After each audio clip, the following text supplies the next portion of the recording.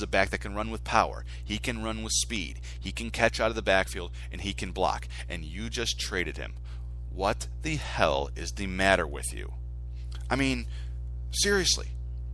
You have no skilled players. I mean, Devon Best is a pretty good slot receiver, but he's getting up there on age, and he's not good enough to carry a team by himself. You're starting your third-string quarterback after inexplicably skipping over your second-string quarterback, Jason Campbell. God, you brought him in as a free agent for a reason. Why are you just skipping over him now? But your reasoning, not mine. But here's the other thing. You traded him only for the Colts' first-round pick. Only. We're talking about a potential franchise running back that you took with the third pick, and you've traded him for essentially what's probably going to be the 22nd pick in the draft. It makes no sense. Oh yeah, we're stockpiling draft picks. It doesn't matter if you can't use them right. If I were a Browns fan, I'd be tearing up my tickets, not renewing my season ticket package, because now the future of your team is banked on their ability to get quality draft picks. Listen, you don't just grab a handful of darts, close your eyes, and throw them at the dartboard hoping to hit the bullseye. You aim, you take patience, you practice. The draft is no different. You do your research, you analyze these players, you try them out, you interview them, and you go the extra mile to make sure that you got quality players. You finally got one in Trent Richardson, and now you just traded him for a lesser pick than he's worth while he's entering his prime. And now you've got the Colts with two franchise players on offense who are only in their second years. You've got Andrew Luck passing to one of the best receivers in the game, Reggie Wayne, and now he's going to be handing off to an emerging superstar in Trent Richardson, and you want your fan base to just take it? You know what, Browns? You deserve where you're going to end up, and that's bottom of the barrel. I opened the season thinking that the Jets were going to be the number one overall draft pick next year. Well, they got competition with the Browns now. And with that Browns team, as good as that defense is, and don't get me wrong, it is a good defense. It would not surprise me if they go 0-16, becoming the second ever team to do it. So, you know what? I apologize, Brown fans, but that Browns franchise, that needs to be gutted, starting with the owner and working all the way down. Whew. Sorry for that bit of ranting. Few more stories for you before we call it a day. Arian Foster admits to taking money at Tennessee. Do we care? I mean, are anybody surprised? But I will give him credit for this. He admitted it as part of a 4-hour documentary being made. He did a sit-down interview, and the thing I liked about it, he was not apologetic. He said, I was a player. I viewed it as an employee-employer relationship, and as an employee, I should be paid for my time and for my work. He also said that it wasn't like he was making thousands of dollars. He took the money to pay for food and rent. He came from poverty. He did not have money. He did not have money for food. So he took some money on the side. And you know what? I have no problem with it. And my favorite thing about this interview is that he was unapologetic. Own up to your actions. It's okay. I know a lot of people debate about the merit of players getting paid or not. But if you don't feel like you've done anything wrong, don't give us a BS apology. Stand up and say, I did it, and I have no problem with it. And he went on to talk in the interview about the value of money and the value of the dollar, and said how, as a parent of a young child, how one of the biggest things that's important to him going forward is to teach his kid the value of the dollar. And he was saying, how do you do that when your child is being raised by a person who's making millions? And I want to commend him for taking that approach and for being so open about it and for really realizing the situation that he's in. So many of these celebrities talk about trying to teach their children the value of money. Let's face it, most of them have no clue, especially these guys that have been getting booster money since they were 14 and in high school. How would they know about the value of a dollar?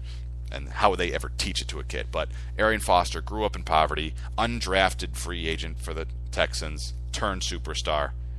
Good for him for standing up for what he thinks is right and for not backing down due to public backlash.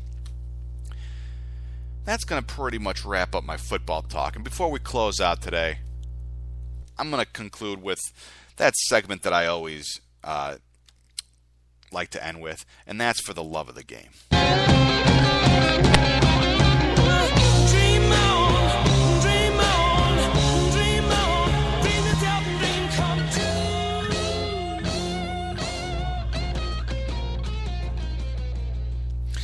And this week we're talking about for the love of the game, we're sticking with baseball because, as a lot of you know, we're at the very end of the season, the home stretch. There's only about 10 games left, 8 to 10 games per team.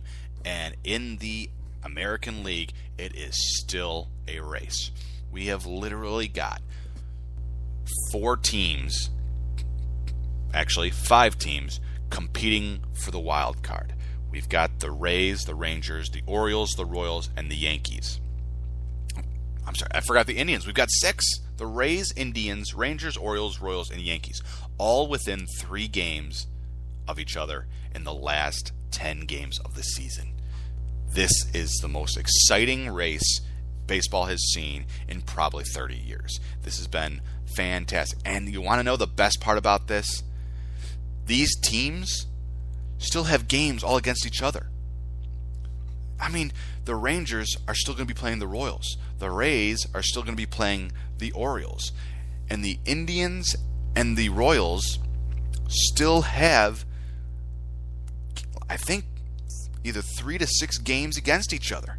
I know their final series of the year is 3 against each other. That could decide who goes to the playoffs. And if we've got ties, we could have 1-game playoffs to get into the wild card, which in itself is a 1-game playoff. This is completely exhausting and exhilarating baseball that we're watching. So I know the baseball season drags, and it's hard to be a fan from day one up and through September, especially with the football season starting. But for you baseball fans in there, make sure to watch the next 2 weeks because it is going to be exciting. Just to give you a rundown, right now in the wild card, we have the Rays and the Indians. The Texas Rangers are half a game behind. The Baltimore Orioles, 2.5 games behind. The Kansas City Royals, 2.5 games behind. And the New York Yankees, 3 games behind. And like I said, these teams are all playing each other. So their destinies are pretty much still all in their hands. Win and you're in. It's that simple. And speaking of baseball, Max Scherzer for the Tigers finally got his 20th win. First of 20 wins this season, and congratulations to him. And he looks to become just another Tiger in a long line of Tigers to bring home more hardware. You realize this year, right now the favorite for the Cy Young is Max Scherzer, and the favorite for the MVP is Miguel Cabrera.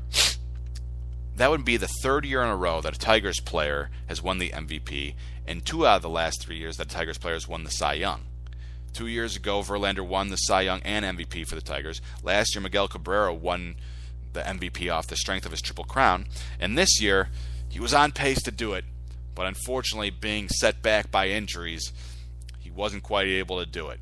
He's 7 home runs behind Chris Davis, and while he still leads in RBIs and batting average, 7 home runs in the remaining 8 games is a tall order. And especially Chris Davis is still hitting them. And Chris Davis has a lot more to play for than the Detroit Tigers. So, great effort by Miguel Cabrera.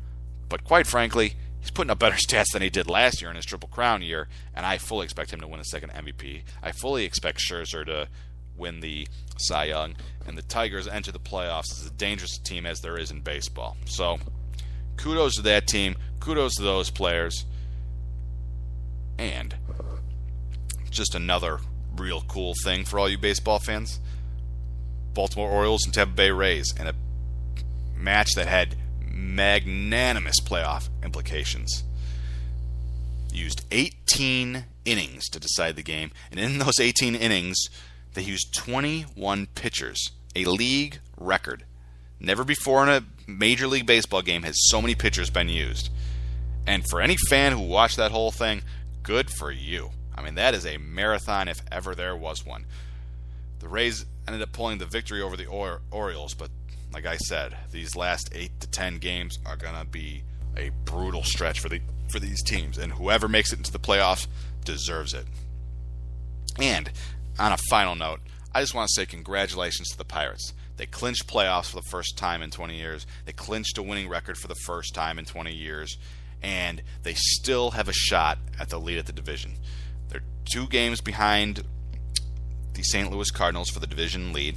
They're tied with the Cincinnati Reds, so that division's up for grabs. However, in their last 10 games, 6 of those games are against the Cardinals.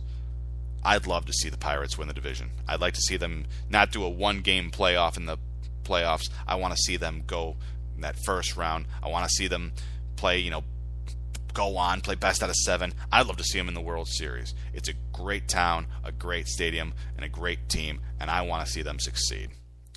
Now, that has been the CSBS for Saturday. I am your host, Chris Stanton, reminding you to give me a call at 630-534-0779. Tweet me at the CSBS. Read my blog, cmstanton.tumblr.com.